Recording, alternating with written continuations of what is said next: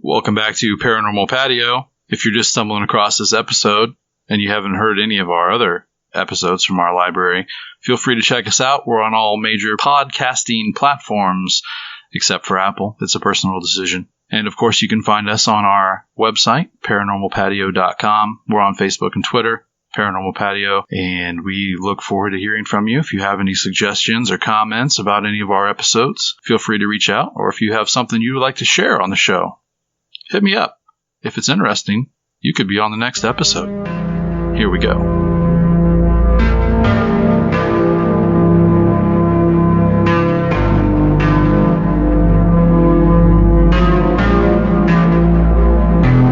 You're listening to the Paranormal Patio Podcast. Pull up a chair.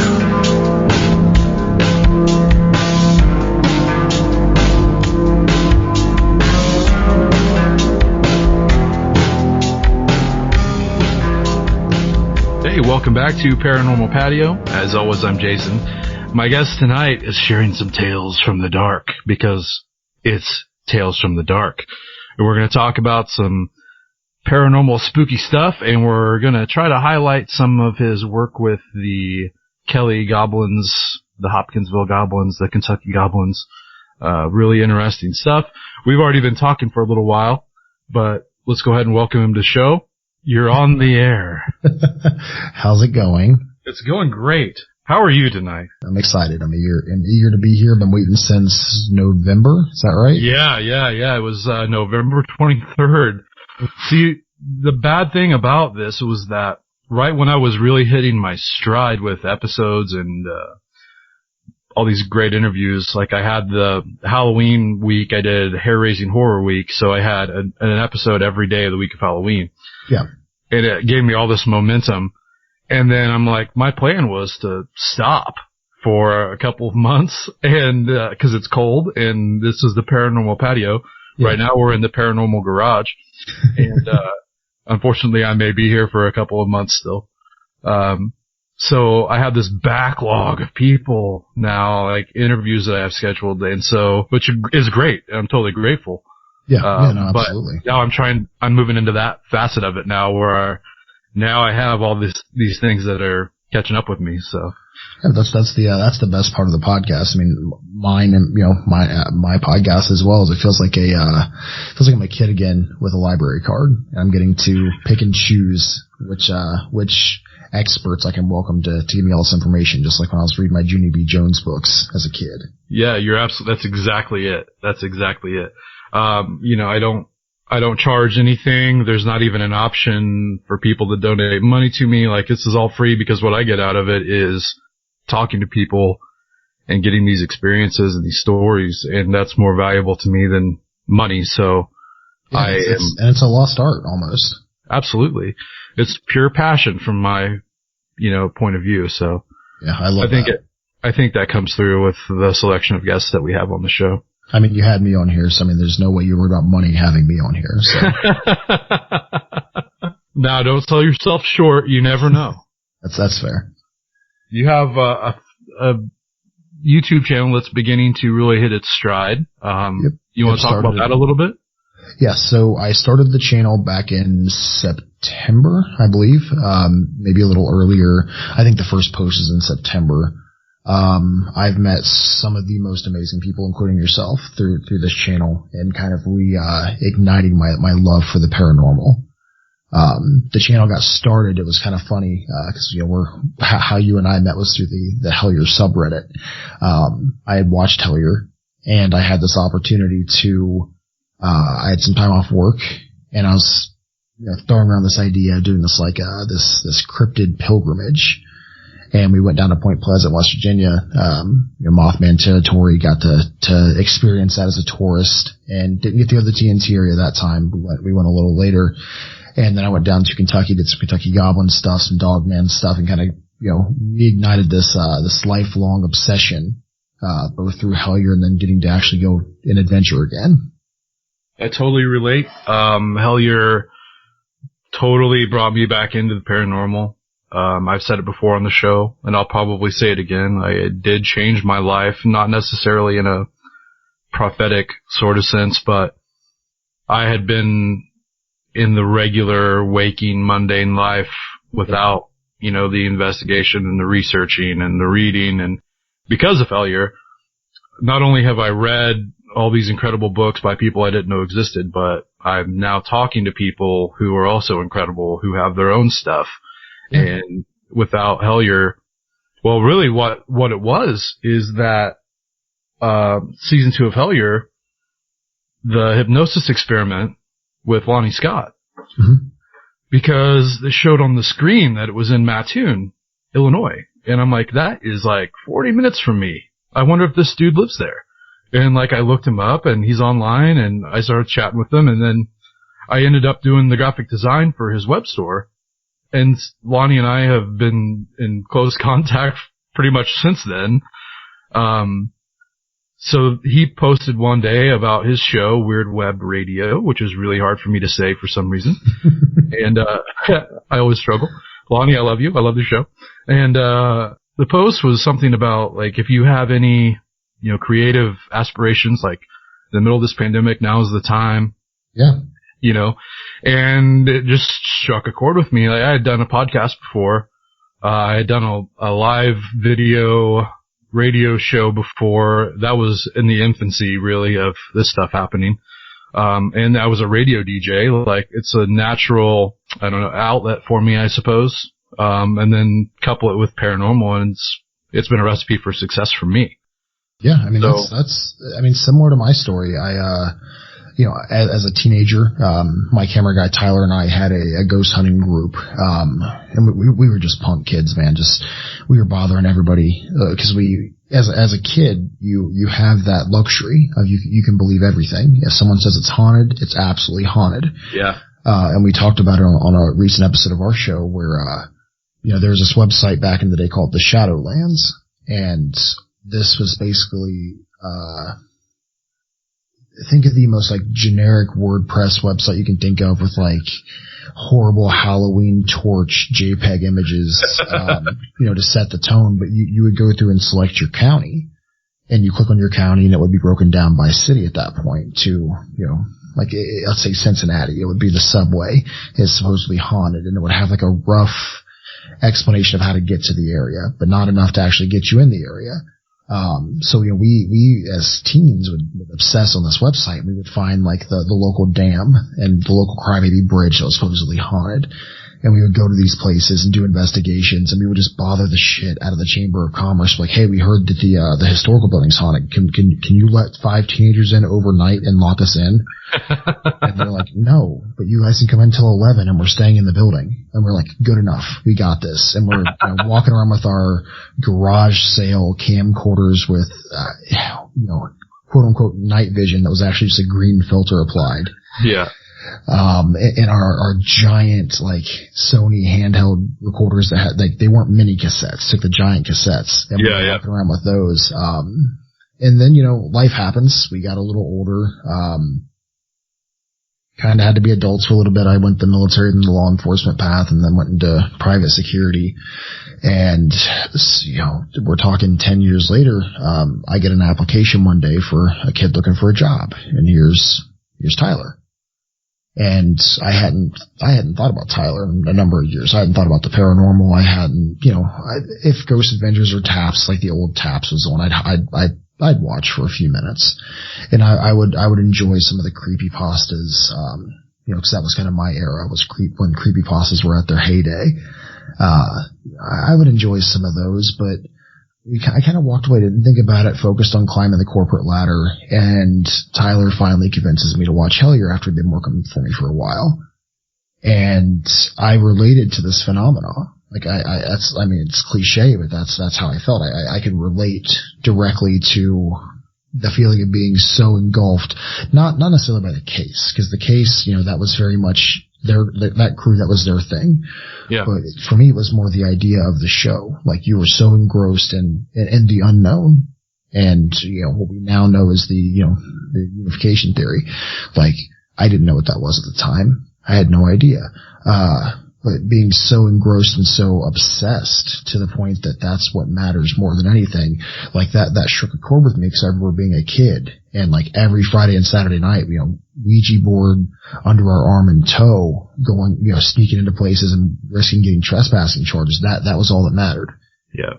And it reignited that I guess it just hit like every episode with like more and more nostalgia and was reawakening the part of me that I had lost years before. And I talked to my fiance. I said, hey, I'd like to put some money into this. So I bought a pretty expensive camera at the time. I knew nothing about filming. I've been a musician, so I understood how audio worked, but filming, I had no idea. I learned everything off YouTube and bought this nice camera. We start going to these places again. I'm slowly feeling the fire, burning inside of me. I'm investing more money into this. And, next thing I know, I have almost 3,000 subscribers, some of the best people I've ever met in my life. I have a private Facebook group where we do live in-depth investigations, by the same name, Tales from the Dark. And it's crazy because Nathan had a quote, from Pennyroyal about the phenomena. I'm going to butcher it, but the phenomena looking back at you. Yep. And I talk to people and they watch Hellier and they said, I get a 3 a.m. message on Facebook at least once every other week. Hey, I related to, when they were in the hotel and Greg dropped the tarot cards. He dropped 2 tarot cards and my first tarot reading in 15 years, I dropped those same 2 cards. And hey, I was out mowing the grass and a balloon landed in my yard. Like, things like that. And it's so interesting to see. It kind of brought back the childhood joy for me and a lot of people. And I started the channel and I haven't looked back. I started a podcast, about a month ago and we've been going on adventures nonstop. And this year is going to be a crazy year. We have so much planned this summer. And I'm so thankful for everybody. And, I'm thankful for you as well for giving me the opportunity just to talk. That's, if you told me, 3 months ago that, we would be talking, especially given all this, the background circumstances that folks might not know about. It's pretty insane, but here we are. And, I'm blessed, I would say, to be able to share my story with everybody. Yeah, it really is amazing to see. And it was something I feel like the paranormal community, we needed Hellier. We needed Hellier without knowing we needed Hellier, and we needed Pennyroyal without knowing we needed it. Yes. Because I was just on a show with Steve Stockton, and we were discussing that there's, at the end of the Mothman prophecies, I'm not going to give away any major spoilers here, but Keel talks about everyone says that their generation's the last great generation, but in his case, for paranormal research and groundbreaking, just breakthroughs in general, that was kind of it, the 60s, yeah. 70s, and 80s. And to see it, we skipped, I'm sure there was some stuff in the 90s that I'm just not well read enough to be able to quote off the top of my head. But now seeing the early 2000s with Taps and Zach Baggins, no matter how much I dislike the guy, seeing his group bring it to the mainstream again, and then seeing someone, like Hellier, where it's, I had read this a while ago. I can't remember where I read it, but it was like, the misfits, the people that didn't quite fit in, that the Wiccans, the pagans, the people that were into Norse mythology suddenly could connect again. And it brought everyone together where, I'm seeing people and I'm in a lot of Facebook groups and I can go into a cryptid group and they're talking about Hellier, a paranormal group talking about Hellier, a conspiracy group, Hellier comes up. And it's bringing all these people together in such a weird web way that I think it was a necessity. And I think, again, no one knew what we needed, and now that we have it, I feel like it's like a spiritual awakening across the country and across the world. I mean, I have members in Australia that, they watch Hellier and they're like, hey, I have a trip coming to Kentucky in the States to go caving. I love caving here in Australia. I'm coming over to Kentucky to cave, to look for these goblins. Like that's incredible that reach went that far and impacted that many people. And it, again, it kind of makes me a little emotional thinking about it, because had I not watched Hellier, I wouldn't have this channel. I wouldn't be here right now, and I wouldn't have met all these amazing people. 100%. I am completely the same boat. And the type of people that you meet are, like you said, like it's the people who are, outcast or shunned from one thing or another. And it really did bring all of us together. You know, like you said, we needed it and we didn't know we needed it, but it's clear as day that we needed it because look where we are now. Yeah, and I love it. I love seeing people unafraid now to talk about their passions. I mean, I have a young lady, but she's in her late 60s. And she said for almost 20 years, she was a massive fan of John Keel. She has several signed books by John Keel. But when he, stopped writing and then when he passed, it impacted her deeply. And she didn't watch, the modern ghost shows. She kind of strayed away. And then I think it was her granddaughter got her to watch Hellier.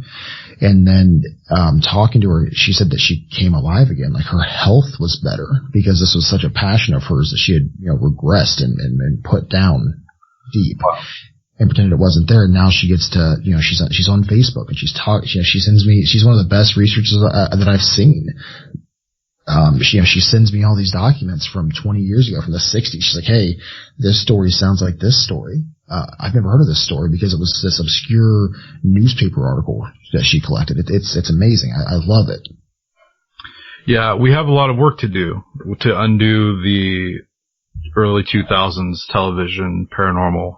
Absolutely. I mean, I kind of talked about Zach Baggins a little bit earlier. I remember watching the Goldfield Hotel investigation where he took the brick was quote unquote thrown and, he took it to the, analyst. And then it came out that the analyst actually worked for that news network, worked for the production network of the show. So it's like, this is the kind of stuff that makes us look like we're not legitimate when there are people that are out there like, yourself and Nathan and Kyle and all these people out there that are doing the real nose to the grindstone work along with their day-to-day responsibilities of, having families, having jobs. Yeah. So you're right. I mean, we have a long way to go, but I think there's enough people that are committed enough and are passionate enough that it's not going to take 20 years. I think in the next 5 to 10 years, the paranormal landscape is going to be unrecognizable. And I'm so excited for that. I think one thing that has been a catalyst for that as much as Hellier has really been the pandemic because you have people trapped in their homes. Oh, yeah. Yeah. Nothing to do. And eventually you get weird. Yeah. And, we were like, my job was considered essential, but, we slowed down a lot at work. And so I had time to learn video editing and to learn, networking. Because before, how I thought YouTube worked was you put the video up, people clicked on it, and you made millions of dollars. I'm not that naive, but I didn't know how important networking was and stuff. And I got to learn these things from the proper people. And I'm so, like, I don't want to say I'm grateful for the pandemic, but I'm grateful for people, when the one thing I'll say, especially in our community, during this pandemic, I noticed if someone has the opportunity to take care of somebody else or to help somebody else or even to just talk because someone's feeling down, this community springs into action like very few others to take care of each other. Absolutely. And it's great. It's hard not to be proud to be a part of something like that. And there are those out there that aren't in that same scope, but they're outnumbered. Oh yeah, yeah, and they'll, like everything else, they'll fizzle out just like the ghost hunting shows, the late 90s, early 2000s. They'll lose their spot of relevancy rather quickly, and then we'll move on to what matters, which is, like I said, I think a collective effort to get to, not necessarily get to the bottom of anything, so I don't think we're ever going to fully understand. I think the day that we fully understand the paranormal is the day that it stops being fun. Yep. Because a big part, I can't speak for everybody, a big part for me is the adventure, it's the chase, it's the story. I mean, you mentioned that you'd, heard our recent episode of the podcast, and we had some crazy synchronicities and some amazing things happen during that trip to Point Pleasant, and yet people's biggest takeaway was the hay snake made up cryptid of the Moonville Tunnel. I can't even not laugh at now. I had a brief mention. But again, that's what it's all about. It's about getting out of your comfort zone and going and doing something. And it's a call to action to, you don't have to go to Kentucky. Go to your hometown. I mean, where I grew up, it's small town, 40,000 people. there is 20 haunted attractions within 5 miles. And most of these places, if you say, hey, I'll give you $20 or I'll put you in my YouTube video, they'll let you go. Or if you're respectful and say, hey, I'll help you clean up the inside if you'll let me do it overnight, they're more than willing to let you because you're preserving history. Yeah. Because, like I said, it was a dying art for a minute. And I am honestly, I would have been afraid for the art form had it not been for Hellier, because a lot of the greats are, they're getting older. Or they're gone. Yeah, or they're gone. I mean, let's say Coast to Coast goes off the air. People, I think, underestimate how strong the Coast to Coast wave actually is. If they would have went off the air before any of this happened and people didn't have this reignition, who knows what would have happened in 10 years? Would this have just been another, oh, you're crazy because you believe in this stuff versus, hey, I believe in this stuff. What kind of stuff do you believe in? Let's have a conversation. I want to get to know you. Yeah. Hopefully the wave that we're on continues to build and not fizzle out. I really don't think it will, but if we can keep Hollywood out of our pockets, we'll be okay. Yeah, 100%. And I mean, it's always tough because, money's a driving factor for everybody. I understand that. But if we can learn anything from John Keel, like if we have one takeaway from his writings, is you can still do the right thing, be fulfilled, and be able to pay your bills and not go down the wrong path. You just have to be willing to kind of, bite the bullet on some things and be the crazy one in the group on occasion. So, let's talk about the YouTube channel. Let's talk about some of your content. Okay, yeah. So basically what my channel is, and I have an about me section that I wrote the first day I made the channel, and I haven't actually read it since, so I could very possibly be making a jerk out of myself because I don't remember what it says. But primarily, if it's weird, if it's out of the ordinary, I cover it. I did a video not so long ago about the Proxima Centauri signals that were coming out of possible alien waves. I covered that pretty early before it kind of became mainstream news. I'm the hipster of that one. I cover, urban legends. I have a series where I go through urban legends. Like I did a Crybaby Bridge video where I went to our local Crybaby Bridge. I start my video with the history. I try and track down where these urban legends originated from, why they spread the way that they have, and then I go and I put them to the test. I do cryptid kind of like monologues, I guess. I go through and I explain the history of cryptids. But I do internet mysteries. I covered the Happy Valley Dream surveys. I covered the 5th of September, all that kind of fun stuff. So I'm all over the spectrum. If it's creepy, if it's weird, if it's out of the ordinary, I'm going to be interested in it. And if somebody else isn't willing to cover it, I most likely am.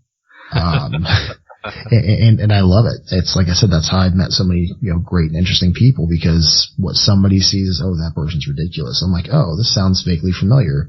Let's have a conversation. And even if I don't cover it in a video, I'm meeting great friends along the way. And I said that the big thing for the channel right now is we have some pretty big projects coming up. I try and drop a teaser every time I get to talk to somebody. So I guess the teaser for this episode would have to be the number 31. I can put that out there. And it has to do with Kentucky, and that's all I can say. We have a pretty extensive 5-part series coming up, and then in March I will be dropping the trailer for kind of the mega series of the channel, which will be the big focus for 2021. I haven't even disclosed the name yet, so that'll be coming out in March. Where people thought last year I was crazy for being in caves on New Year's Eve and driving halfway across the country on a Reddit post. This year has nothing on that. I mean, this is insane. I'm going to be all over the country. I'm going to be in everybody's backyard. I guess the one that I can talk about is I met some friends, up in the New Jersey area, and we got invited out to hunt for the Jersey Devil. And I'm incredibly excited for that because we have a first-hand encounter that had the best details I think I've ever heard. I have grid coordinates. I have areas where recent sightings are as soon as, December of last year. So we're going to be going out and doing that. That'll be a video coming up pretty early in the year. And then the rest of it, I have to kind of keep it under wraps for now. But we have some really exciting stuff coming down the pipeline. And I hope that people give us a chance. It might not be everyone's cup of tea. We understand that going in, but a subscription's free. A dislike button is really free. So if you don't like it, let us know. I mean, we're learning, we're engaging, we're changing. The channel's only a couple months old. And, I pride myself on being very receptive. So if, 5 viewers want a video, you might see that video pop up. If it's the small majority. I'm not in this for the fame, the money. I want to learn every aspect of the paranormal. I see myself as, I finished college and I started, elementary school all over again with the paranormal. I have a small bookshelf full of books that I've, been reading through. My fiance's been burning through them. She's a much more competent reader than I am. I still have to have big print. If it has pictures, it's even better.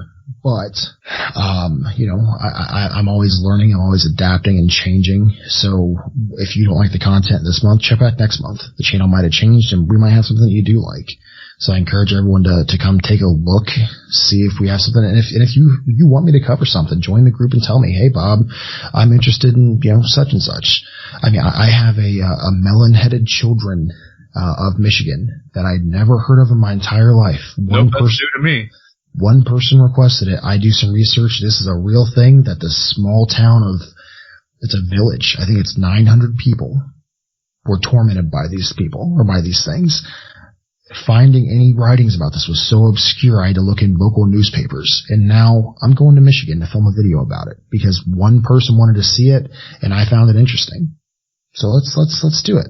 That's kind of the person I am. I'm always open for a conversation and I'm always up for the next adventure. I'm again, I keep using the word blessed, but I'm blessed to be in a position, with my job where I can take some time off work. I can go do these kinds of things when other people can't.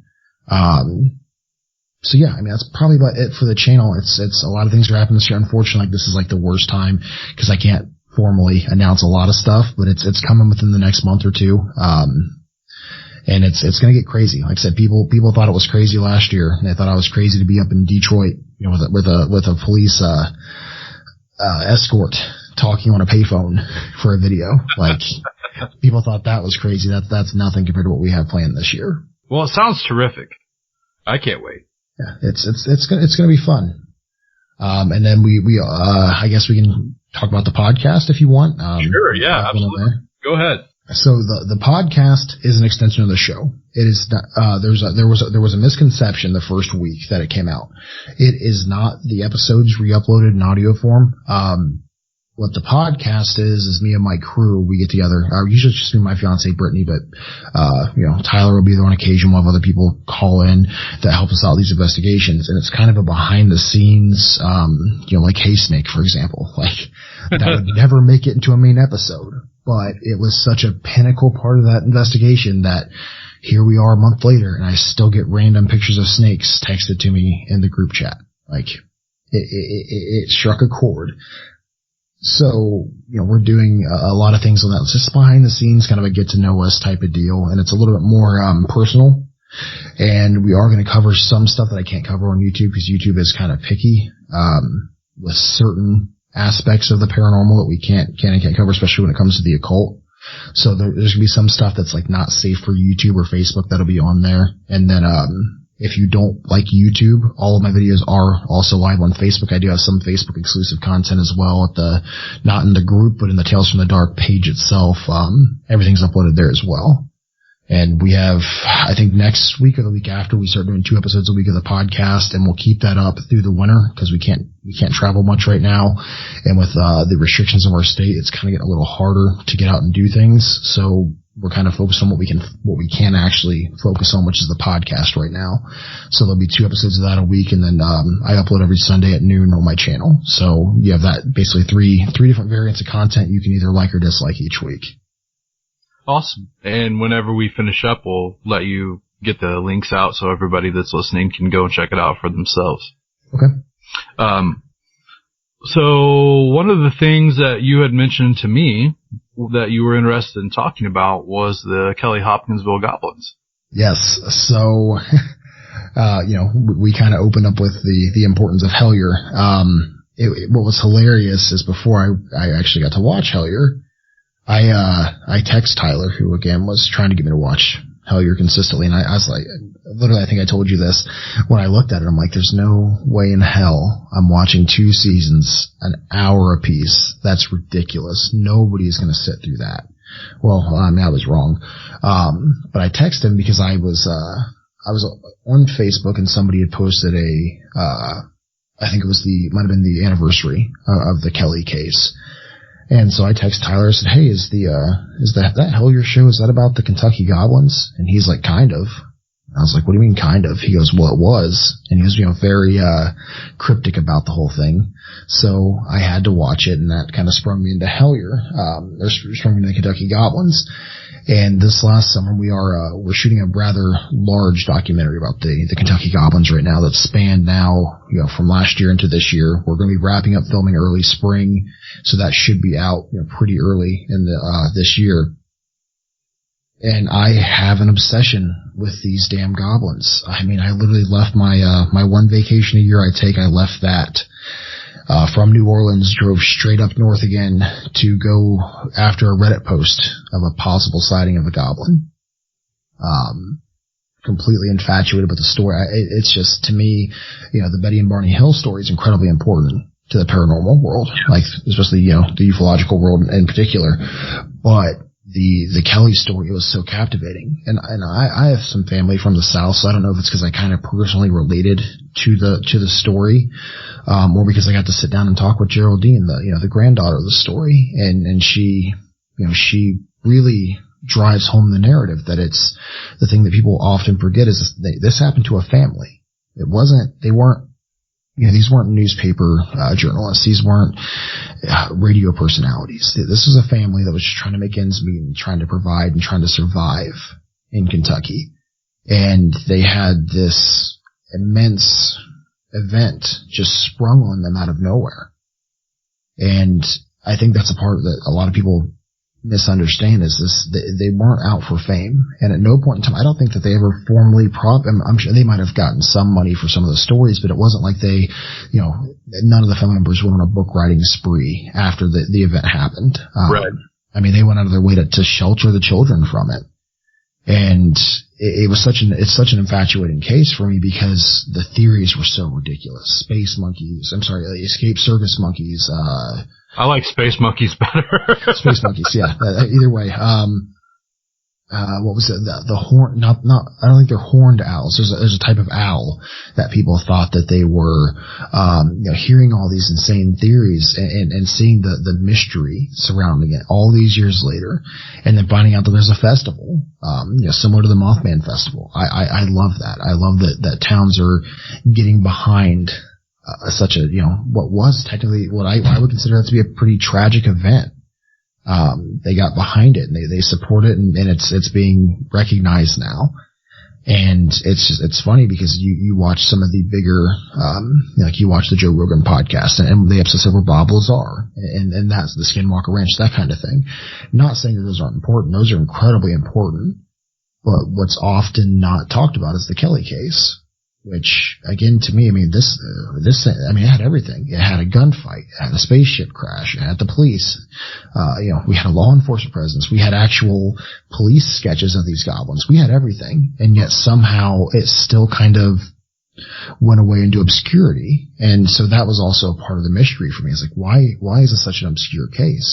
Well, the answer is they didn't talk about it. And to me, that lended to the validity. And this is where I have to plug the documentary shamelessly, but in the beginning I wasn't necessarily a believer in the goblins until we had some things happen, and then I got to sit down with Geraldine, and she's so sincere in the way that she speaks. Like, I mean, she'll make a believer out of a non-believer really quick. And like I said, it's such an important story, and it's not talked about. And I think, again, that's why there's an obsession for me with the Kentucky Goblins in general. And again, I'm very close to Kentucky. I mean, I'm a couple hours away from where this all went down. So there's that, and like I said, I think I have some skin in the game with having family in that area, and then also being able to recognize like the importance of this, and that nobody, you know, it's talked about more now since Hellier, but pre-Hellier, people heard of Mothman.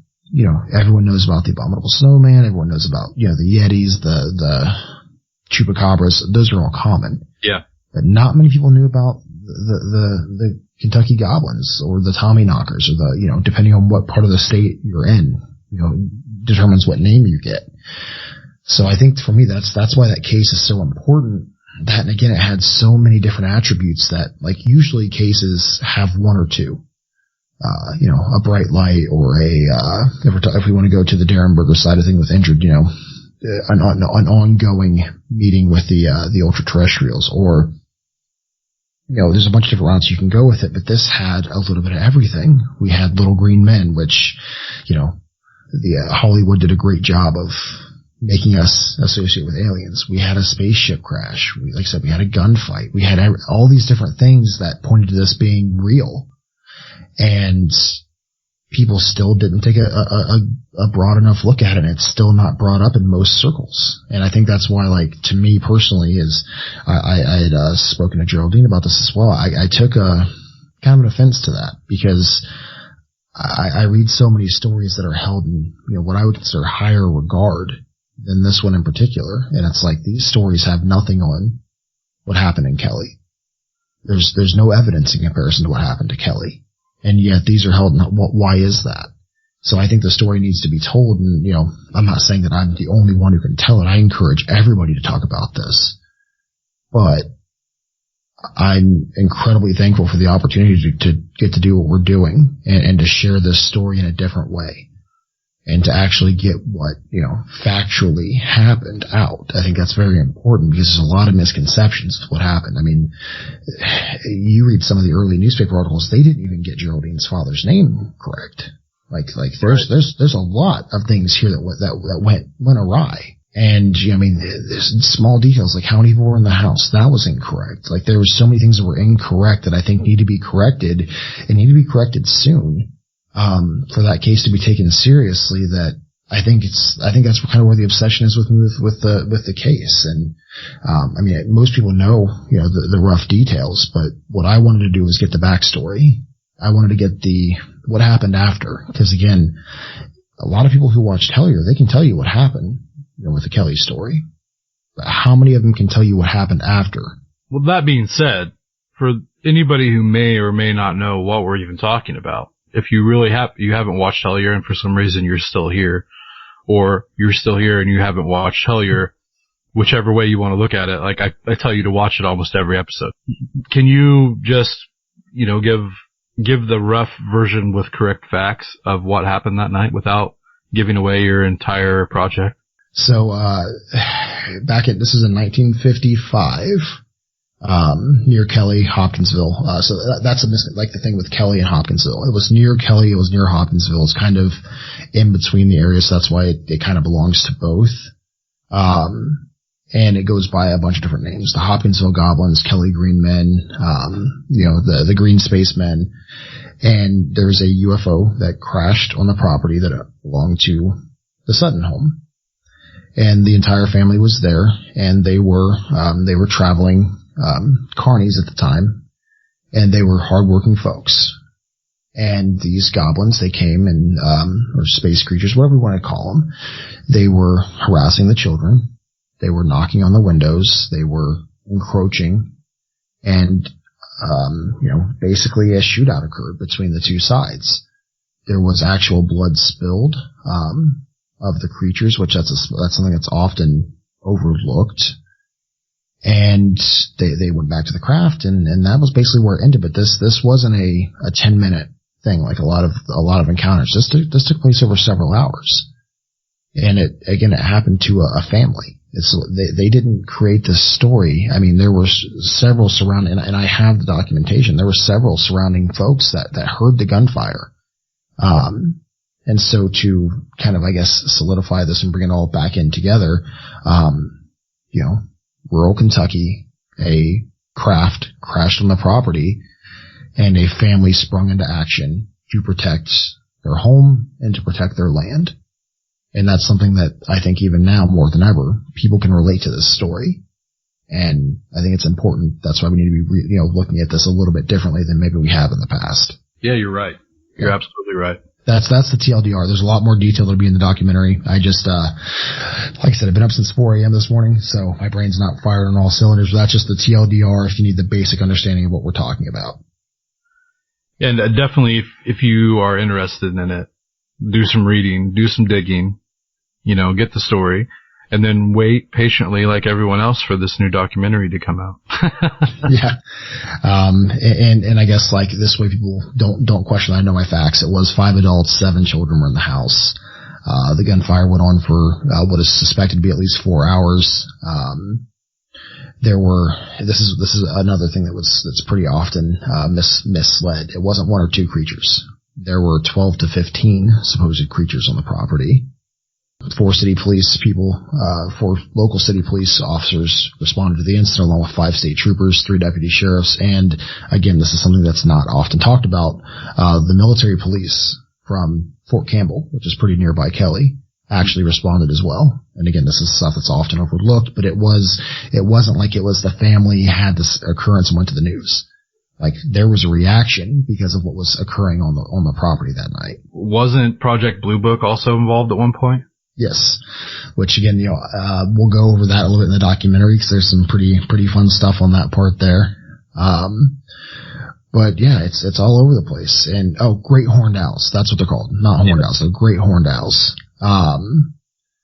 And there are claims that these creatures were floating through the trees and, when the bullet struck them, the one claim that stuck out to me that I thought was really interesting, it sounded like bullets striking a metal bucket. Right. Which is a neat, again, if you're well read in the case, you've heard of that, but if you've only heard the brief overview, you're like, wait, what? That doesn't make any sense. Yeah. I mean, that they were armored in some way as well, because there was a lot of people that's like, well, these things are 3.5, 4 feet tall. Just punt them. Just go take them down. It wasn't that simple. I mean, I promise these were some rough and rowdy folks. I mean, I met Geraldine now later in life, and I'm still pretty I'm pretty convinced she could kick my ass right now. So I can only imagine what her, what the rest of her family was like in that moment when it was home defense mode for them. Yeah. Yeah, because no one knows until they're in that position. Exactly. I mean, fight or flight kicks in, and then it's, that's when it's showtime. Yeah. And going back to what you said about it was a reaction to an event. It wasn't, an engineered thing. Yeah. And the facts are there to support that.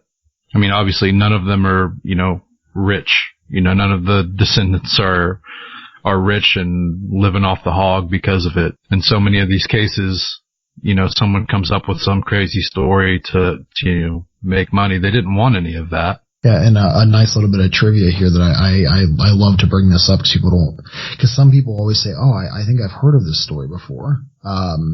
There was a movie back in, I think it was 1986. Don't quote me on that. The movie was called Critters.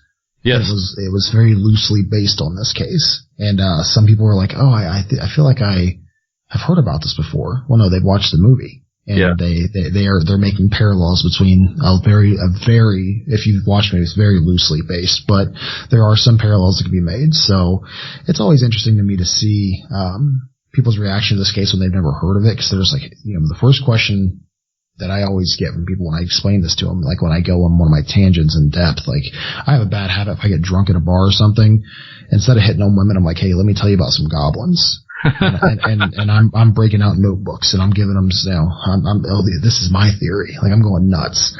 But the first question I always get is like, how have I not heard of this before? And that's, that was a driving factor for me to make this documentary. Like I said, I can't wait. I'm on pins and needles already, just waiting to get a glimpse of it. And on that note, you mentioned, you dropped the teaser.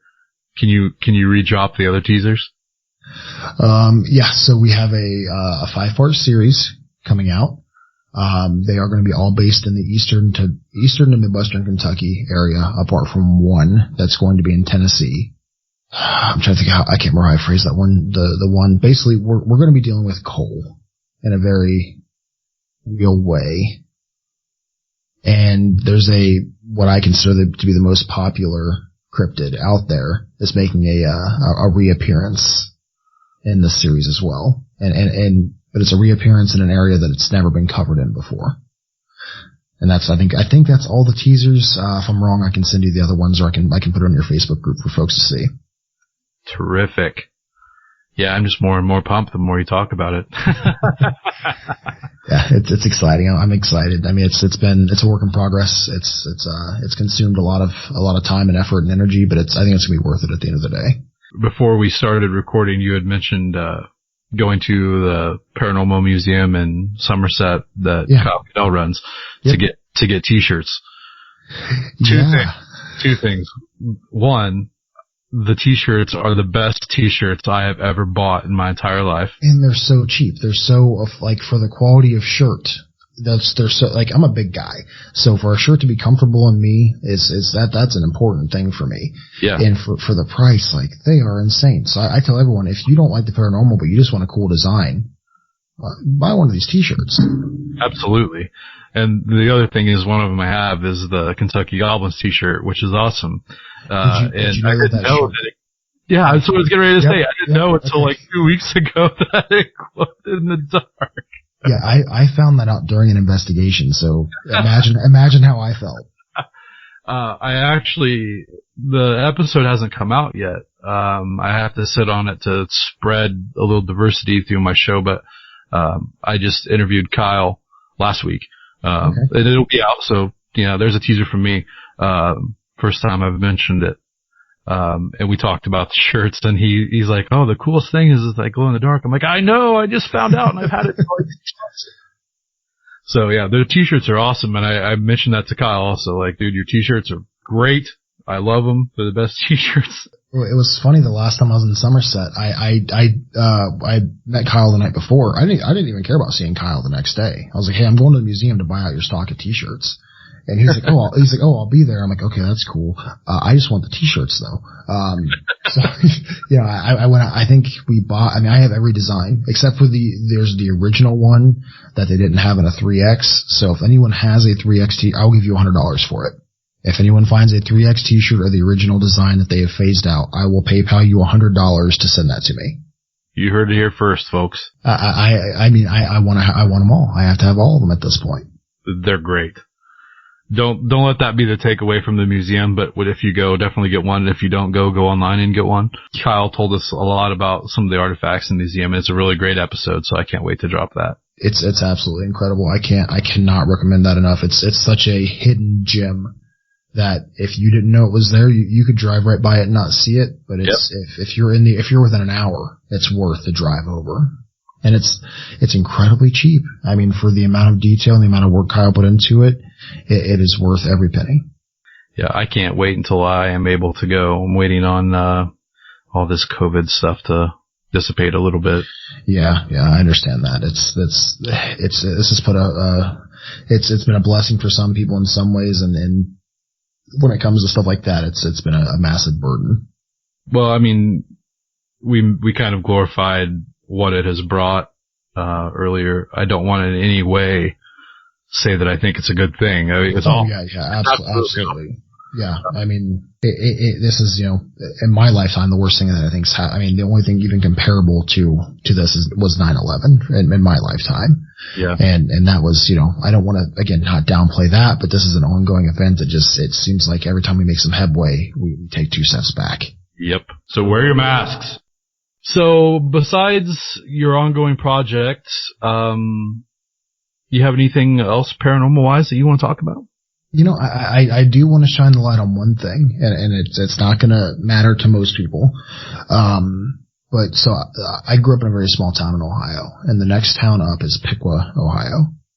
And recently, when we moved from out in the country to back into town, so I guess to preface this, I lost my mom when I was in high school.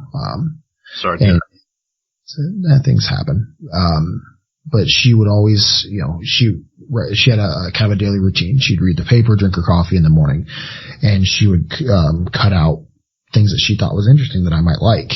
Well, I found this cutout article that I hadn't seen in probably 15 years. I mean, it's maybe not that long. It's been a long time. Of the old hotel in Piqua, Ohio, and it is being torn down. And I am encouraging anyone and everyone in the Ohio area that is a paranormal investigator, try and get in there before this place goes. It's full of some amazing history, and it has everything from disembodied screams to full body apparitions to shadow people to people saying that they've been physically chased and ran out of there. So I'm trying to get as many people as I can before this place is gone for good. I mean, I think only a small portion of it's left now, and that's going to be transitioned into housing from what I was told. And if that's wrong, then I apologize, but I know it is going away. So I'm encouraging everyone to try, and if they get a chance to go, check this place out. The owners are incredibly accommodating for folks that want to preserve the history and take pictures and stuff. So if you are in the Ohio area, stop, take pictures. It's one of the great spots in the area that's going to be gone for good here soon. Excellent. In your investigations that you've done, whether you've documented them for, social media or YouTube or anything or not, have you made any stops in Indiana anywhere? You know what? This is a secondary teaser. Oh. Yeah, this is excellent. No one's gotten to. We have a planned investigation in Indiana, because there's a particular hole that is connected to a much larger set of holes that was found in Indiana recently that had some very interesting sightings, from a flying humanoid to some other things that we're looking into, and we're going to be there very shortly. Flying humanoids in Indiana. Yep. Is it northern Indiana? Can you tell me that? Yes, it is. Is it all tied into Lon Strickler's ongoing investigation into the Mothmen of Chicago? Possibly. Yeah, possibly. Could be. It could be a small portion. Okay. Fair enough. Enough said. I had Lon on in season 1, and we talked a lot about the whole sighting that's ongoing up there, which is crazy. And a question that I asked him that he kind of danced around a little bit, and I don't know if it's because he thought it was ridiculous, because it sounds a little ridiculous, or if he knows something he didn't want to say, and either one of those could be equally true. I had met someone online who claims that the Mothman creatures, the flying humanoid creatures that have been sighted in Chicago, were summoned there by a group of occultists to deal with another threat, and for the life of me, I can't remember what he said the other threat was. Really interesting take on it. He said that he had met the head honcho or whatever of this group that had been responsible for bringing them to the Chicago area. And yeah, Lon didn't have much to say about that. Do you have anything to say about that? So I guess we can say officially, unofficially, yes. I'm actually on that same trail, and there was a member of the group that, and again, this is unverified, which is stuff I rarely do. I pride myself on everything that I put online can be independently verified. The person asked to remain anonymous, but about 45 minutes away from me, there was a member of this occult group who completed a portion of the ritual on this side of this side of Ohio to kind of guide them to where they needed to be over on that front. So I've heard the stories too, attached on the Ohio side. I didn't know anyone else was actually following that portion, so it's actually really interesting that you brought that up. I didn't get to see that. I may be the only one. I just pulled up the message I had from this guy, and he said that the guy who opened the rift and that he's somehow connected to because of all of his connections said that they were invited in to deal with a bigger threat. He mentioned the corpsemen or the corpsmen or something like that, but strangely, this guy said he couldn't find the links that he saved about it. Like they were scrubbed from his reality, maybe just a glitch, but I don't know. That's what he says. Well, so what he's referring to, and I could be very mistaken here, but the ferryman, Ferryman, is what you should be looking for. Okay. That was part of the understanding that the explanation I was given was ferryman, not corpsman. But that could be that part of the, just like in Hellier with the goblins being called 700 different names. Yeah. Could be the same situation. Here we call them, that's what we call them over here. So if you look into it and you look into Ohio specific lore and you look into some Native American lore, you'll find some pretty interesting articles about them pretty quick. Okay. Well, now I know what I'm doing all weekend. This is crazy. Like, yeah, you're the only other person who can even give me anything on this.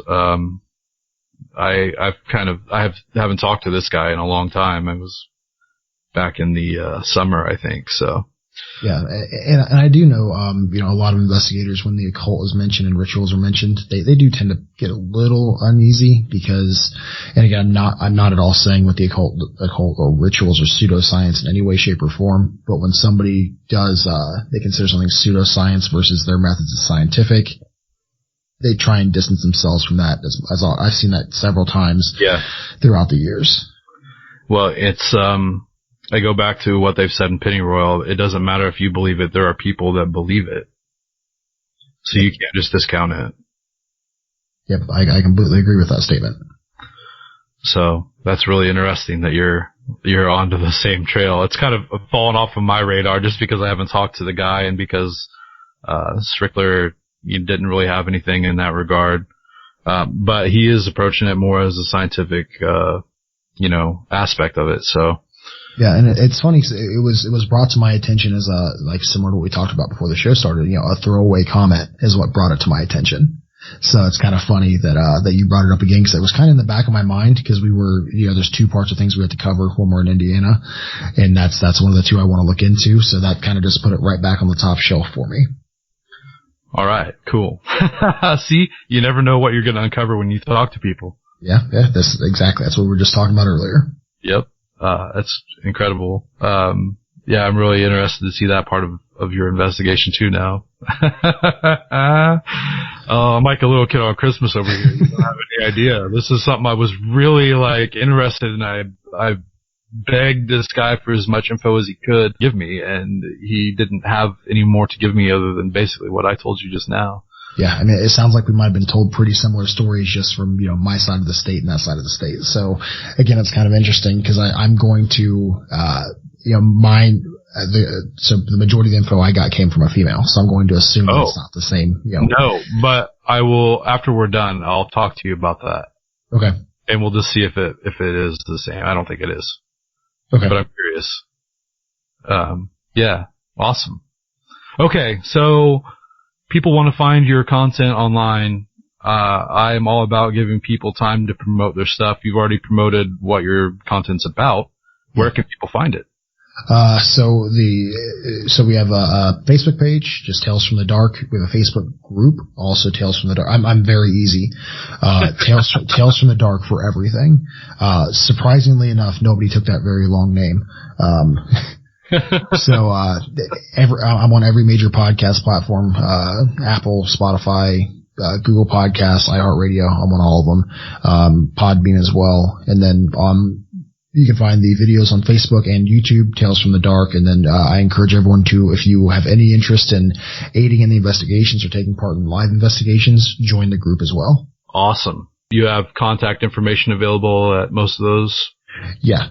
So, at Facebook group specifically, you will find me really quickly because I'm the one who is spamming ridiculous theories about everything. So you'll be able to deduce who is me pretty quickly. And then, talesfromthedarkyt@gmail.com.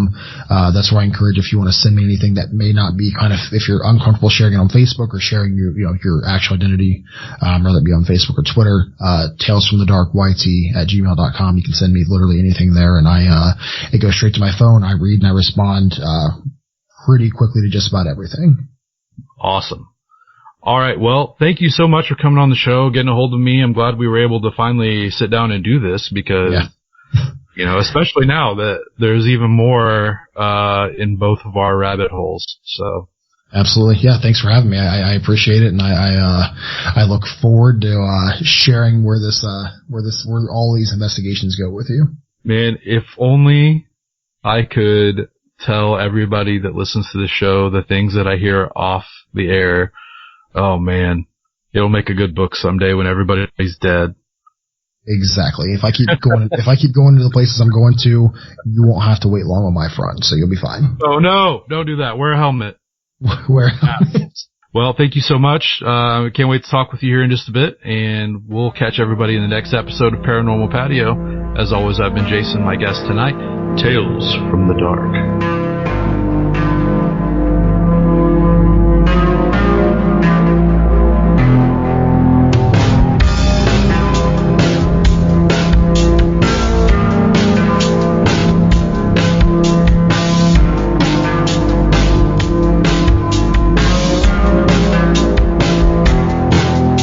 Next time, keep the fire going.